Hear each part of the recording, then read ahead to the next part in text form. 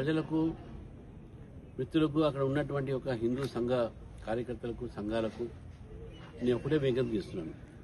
ఈరోజు నేను కామారెడ్డిలో జరిగినటువంటి ఒక ఏదైతే మన ఎమ్మెల్యే గారి మీద దాడి, అదేవిధంగా బాన్స్వాడలో జరుగుతున్నటువంటి ఒక అరాచకం, పోలీసు అరాచకం, ఆ రెండింటి సందర్భంగా నేను ఇంటి నుంచి బయలుదేరితే నన్ను అరెస్ట్ చేయడం జరిగింది. నేను పోలీసులు చెప్తా ఉన్నాను, ఈ ప్రభుత్వాన్ని చెప్తా ఉన్నాను, ఎవరైనా సరే మా కార్యకర్తల మీద కేసులు పెట్టే ప్రయత్నం చేసినా, తప్పుడు కేసులు పెట్టినా, అరెస్ట్ చేసినా ఊరుకునేది లేదు. ఇప్పటికే బాన్స్వాడలో 70-80 మందిని దాదాపు ఇల్లీగల్గా అరెస్ట్ చేశారు. ఏదైనా మాట్లాడితే పోలీసు అధికారులు అక్కడ రెస్పాన్స్ ఇయ్యరు. ఇక్కడ ప్రభుత్వం మొత్తం కూడా ఎంఐఎం చేతిలో ఉంది. ఎంఐఎం అసదుద్దీన్ వచ్చి మాట్లాడతాడు బాన్స్వాడ గురించి. నేను వార్నింగ్ ఇస్తా ఉన్నాను ఈరోజు. ఇది మంచిది కాదు. రేపు ఇటువంటి సంఘటనలు జరిగితే మేము మళ్ళీ ఊరుకునేది ఉండదు. ఈసారి ఏదో ఒకసారి మా ఒక నిరసన జరుపుకోవడానికి బంద్ కాలిస్తే మీరు అక్కడ 144 సెక్షన్లో పెట్టి మా కార్యకర్తను అరెస్ట్ చేస్తా ఉన్నారు, మా హిందువులను అరెస్ట్ చేస్తున్నారు. ఒక్కడైనా మీరు ఎంఐఎం వ్యక్తిని అరెస్ట్ చేశారా?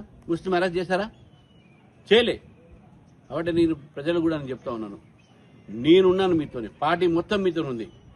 కేంద్రంలో మన ప్రభుత్వం కూడా మనతో ఉంటుంది. భయపడాల్సిన అవసరం లేదు. వీళ్ళ అరాచకాలుగా ఎక్కువ సాగవు.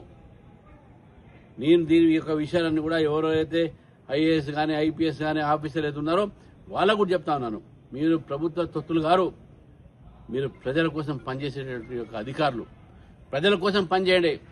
ఎంఏఎం చెప్పుడు మాటలకో లేకుంటే కాంగ్రెస్ ప్రభుత్వం చెప్పిన మాటలకో మీరు విని బీజేపీని అక్కడ కార్యకర్తల్ని, హిందూ సంఘాలు ఉన్న కార్యకర్తల్ని, ఆ సంస్థలో ఉన్న కార్యకర్తలను మీరు హరాస్ చేస్తా ఉన్నారు. It's warning to every one.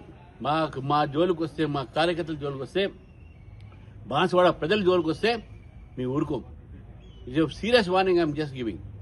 ఈ విధంగా మీరు తెలిస్తే దానికి ప్రతిఫలం కూడా మీరే దానికి బాధ్యత వహించాల్సి వస్తుంది.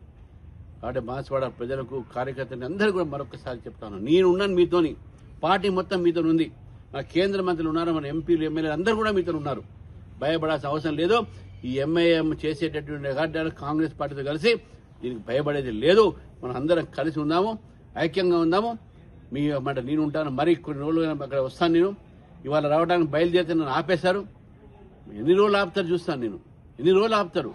కాబట్టి ఆపే సమస్య లేదు. ఆపినా వచ్చే అది తప్పకుండా నేను వస్తాను, మీతో ఉంటాను. మిమ్మల్ని మేము కాపాడుకుంటాం, మనం అందరం కాపాడుకుంటాం అని చెప్పేసి కూడా మీ అందరూ తెలియజేస్తాను. నమస్తే. భారత్ మాతాకి జై.